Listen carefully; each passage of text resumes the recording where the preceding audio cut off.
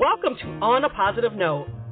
Each week, we'll bring you the latest in gospel and Christian industry news, as well as in-depth interviews. Now, here's your host, Sarah Hearn. Recent figures have shown that divorce in the church is high as well. Can you believe it? The failure of marriages not only leaves dreams dashed, but it also leaves lives crushed. After 20 years of marriage, Doctors Royal and Kimberly McClinton, pastors of the Chicago area church Life in Christ Family Worship Center, who have experienced divorces themselves, totally understand the challenges of couples face in keeping a marriage together. Their own testimony, after having been divorced for 4 years, is a testimony to the hard work, strong commitment, and an unshakable faith that comes from a solid marriage. They're now celebrating 35 years of marriage, and the Apostles McClinton have chronicled their life lessons in a new book called BareNaked and Not Ashamed, The Marriage Manual. Thank you so much for joining me today. I'm just so excited to be able to talk to both of you about this book. Thank you for having us. Appreciate it. Well, why don't we Thank you. We're excited to share. Yes, thank you. Why don't we begin by you just telling the listeners a little bit about your story? Well, we were married very, very young on my 17th birthday, and Royal was 19. We met in church, in church choir, and so we started very early, had children right away, 3 children, and just life happened. We got into the rigmarole of parenting and lost the actual relationship of our marriage and why we liked each other, why we fell in love with each other, and it just kind of fell apart. And after 20 years, we both decided we'd had enough, and although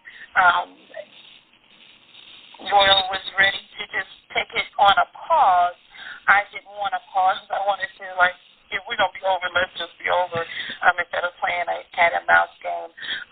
And after 4 years, God started working, and we started listening, and he put us back together and birth ministry out of that. So we're just glad to be able to share and help others build strong marriages.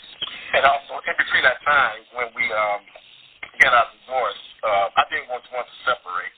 And but Kim said she wanted to forget it and go all out and just divorce, which I call it unnecessary death. Because it didn't have to happen. But us being so young when we got married and life happened, we had kids, we didn't really get a chance to really enjoy our 20s. And so sometimes life and death is a power of the tongue. I mean, it is. Life and death is a power of the tongue. And so we kept on saying, I kept on saying, when my son gets to a certain age, I was going to get out anyway. And so sometimes when we speak that, it comes into existence. And so that's what happened 20 years later. My son turned 16, 17, and I said, let's just separate, and then we ended up divorcing. Wow, what a story. So tell me, what led you to decide that you wanted to put all of this on paper and release a book? We have counseled many couples throughout our lifespan in our married life. I was one who coordinated weddings for over 30 years, so it kind of came with the territory when you've seen people preparing for marriage, and we've always been a part of ministry and wanted to encourage them, listen, you need to keep God in the midst of your marriage and keep people out, and we just kind of learned some patterns that begin to work. And when we remarried, we began started ministry. We actually had people in our ministry started to get married, and we would counsel them, and we found ourselves saying the same thing. And then when we began to do marriage retreats and activities, and the information that we were sharing kind of became a repeat. So we said we need to put this in a book. For those that are preparing for marriage, and also information that would help people during marriage that were having trouble. And then we found that there were couples who had gone and taken that leap of divorce, but yet wanted to get back together, yearning to get back together. And because of pride or past hurt, they had never realized how to forgive one another. So those 3 categories of people are helped within this marriage manual. Also, the book is for couples that are thinking about getting married or that are seriously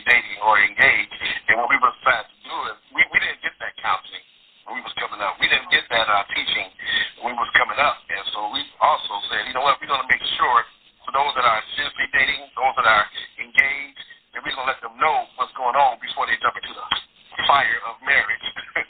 And that's what we decided. We decided to write it down, put it on paper, and go for it. So in the book, because you talk about not having the premarital counseling and certain things you just didn't know at your young age, do you uncover a lot of those potential landmines in the book? And if so, what are some of the others? Oh, absolutely. That's why the book is called BareNaked and Not Ashamed. We like to really be raw and real. I think people sugarcoat so much, and we got so much sugar. Our marriages are diabetic. And so we need to deal with the raw and real aspects of marriage. So some of the topics that we cover is understanding what is love, that it's not this ooey-gooey feeling, but it's really a choice every day. We also cover submitting to one another, what that looks like, and understanding. But we also have them, as they go through the chapters, the activity after every chapter to have the male or female write down what their experiences were or what their expectations are. A lot of times people get in marriages expecting certain things from their spouse, but their spouse never knew what that expectation was. And so we found that if you begin to write it out and then share your true feelings, when you share it with one another, then the other is like, oh, now I'm enlightened and I know what to do. We also encourage each couple to get their own book because the husband might have his own thoughts in mind, and the wife might have her own, or the fiance might have their own thoughts in mind. And then when we counsel them, or when they go over the book with them, we want them to come together and share, what they have down, and so that that other person will understand each other's heart, each other's feelings, and a lot of times we have couples say, "Oh, I didn't know that." After we get through with a chapter and we go over it with them, they find out more about their fiance after, during that time. And what we've come to realize is sometimes there are deal breakers, and we rehearse this throughout the chapters that, hey, if this is a point that it's a deal breaker, you need to be true with your fiance and say, hey, I can't go through with this at this time. One of the last things I will address is that we come from two different households. I don't care if you were raised around each other. Your households, when you went to bed at night and closed those doors, were not the same as the others. And so when you're raised differently, you have to learn how to blend what you came to the marriage with, because one household is not necessarily right, the other is wrong. You have to blend good from the both and then decide from there, how are we going to treat this relationship? How are we going to treat this marriage? I understand that. That makes perfect sense. So let me ask you, because you two have been through some things with your marriage, with the divorce. When you were writing the book, were there any things that surfaced that you have to say, let's put this back down, or were there things that became a revelation to you as you sought to put your experiences on paper? I would say that rehearsing those things, we realized what we had healed from.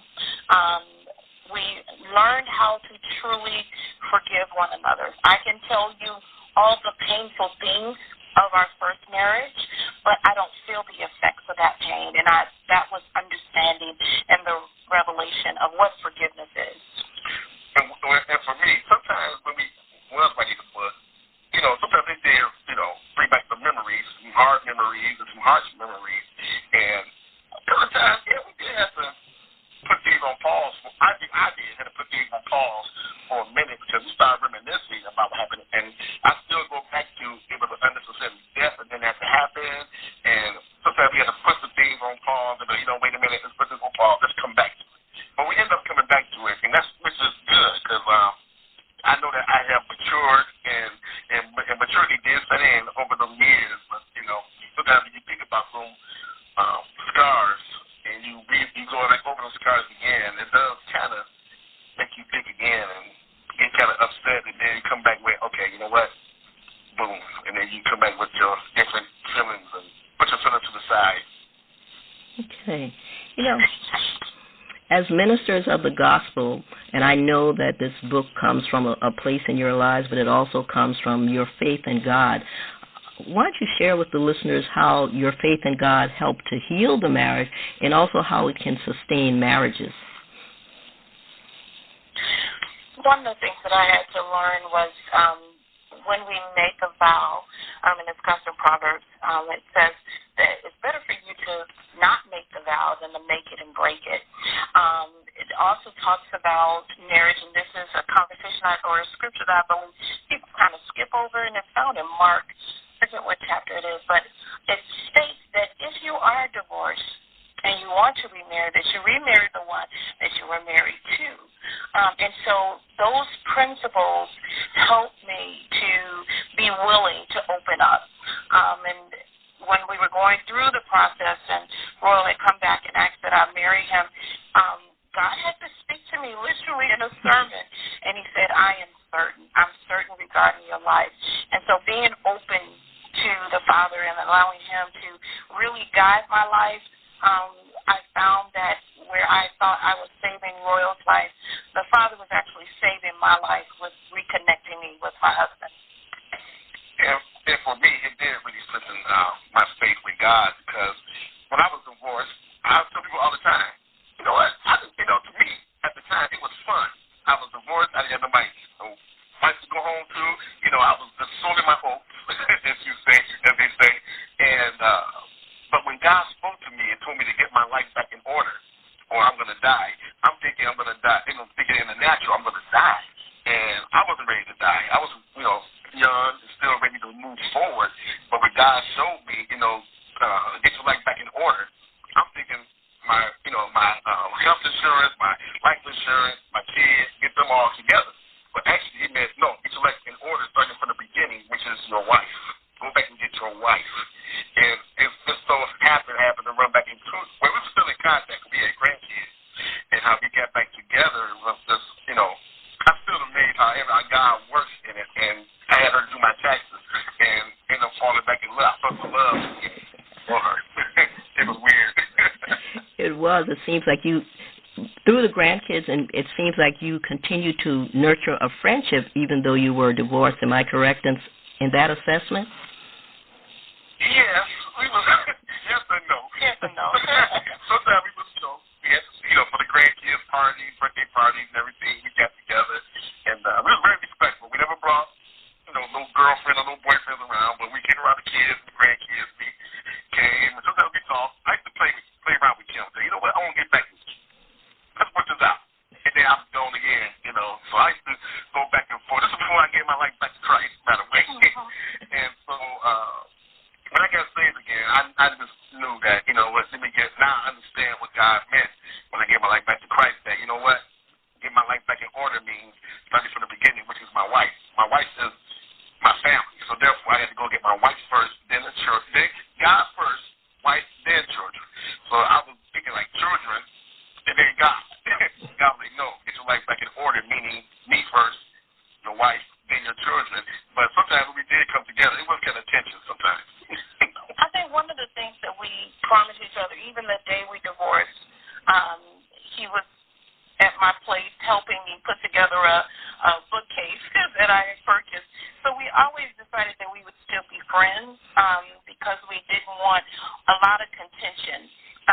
Yes, when he played with my heart did not cause the stressor, but we had made up our minds kind of in the third year of our divorce that, hey, we'll check on each other. So every morning we would say good morning to each other via text, and every night, Monday through Friday, we would send a text to say good night. But on the weekends, it was off limits. There was no communication. And I think that just left there room for God to work, left an open door for that. That's awesome. That's just amazing. I think that's such a unique and interesting story about that.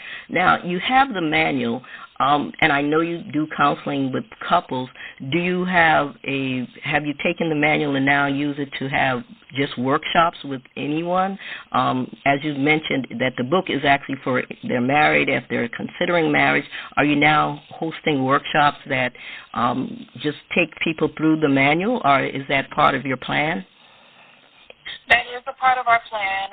We've actually built out courses.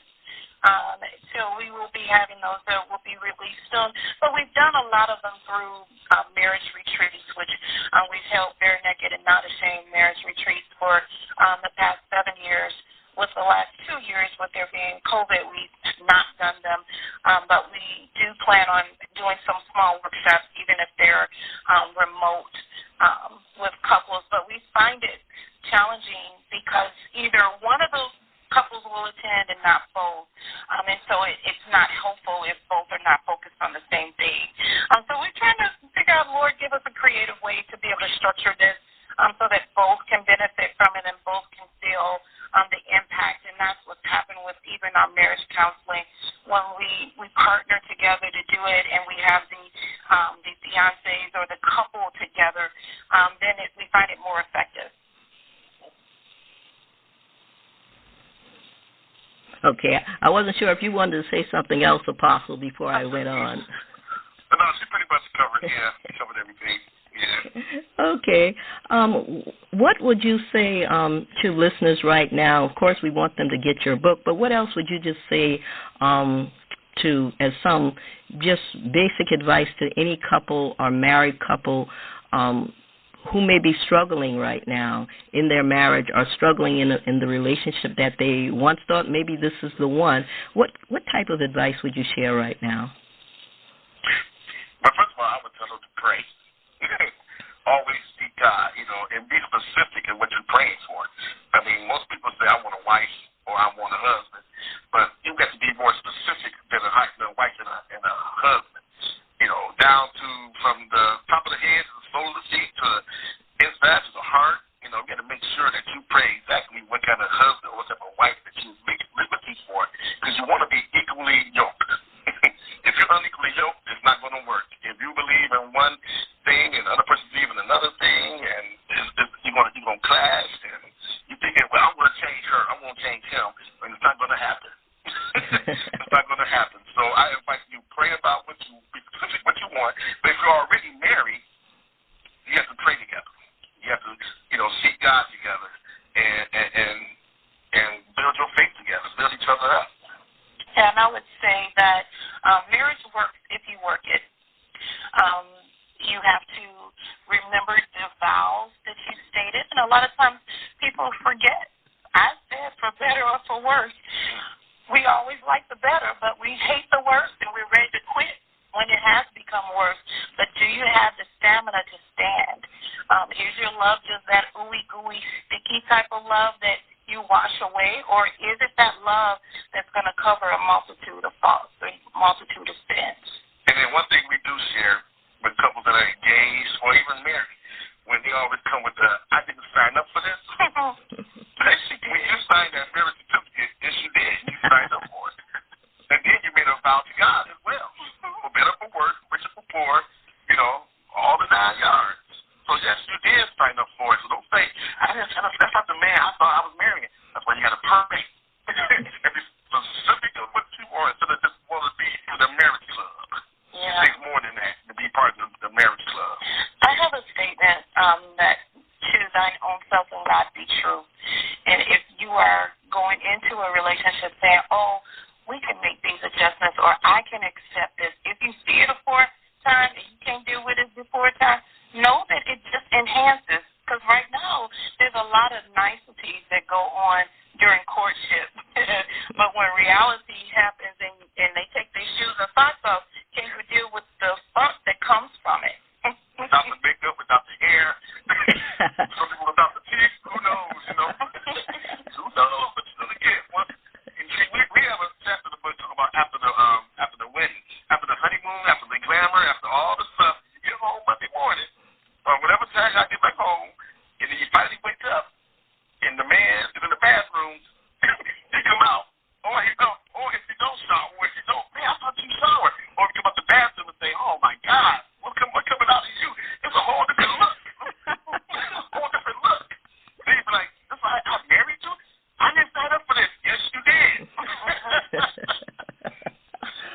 wow. I tell you that I'm excited about I haven't had a chance to thumb through the book yet. I'm excited to read these stories, and I know the listeners are going to be so excited, too, because it sounds like you also share some personal anecdotes in the book as well, in addition to just walking people through this process, correct?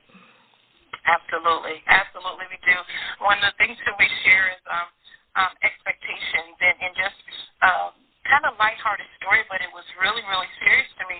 I told my husband I was mad at him on Valentine's Day because he never sent me flowers to work, and he didn't know that I wanted flowers. And I'm like, we sit up here and watch TV all the time. You see the commercials of a woman gets flowers delivered and how it just makes her beam, and I would think that you want me to beam like that. So he finally sent me flowers to work, and it was a short little thing of tulips that were kind of hung over. And so he calls me, he's excited, like, I sent the flowers, how did you like them? And I'm so angry with him, and he hears it and feels it through the phone conversation. And he's like, I can't do that for you. And I said, get flowers. They're roses, they're tall, there's this big vase. And he's like, I never knew that. I'm like, you're not paying attention, really watch TV? He says, no, I tune out on the commercials. And see, I blame the flower shop for that. They delivered it. They messed the flowers up. But at the same time, I grew up in a house full of boys. I'm the youngest of 5 boys.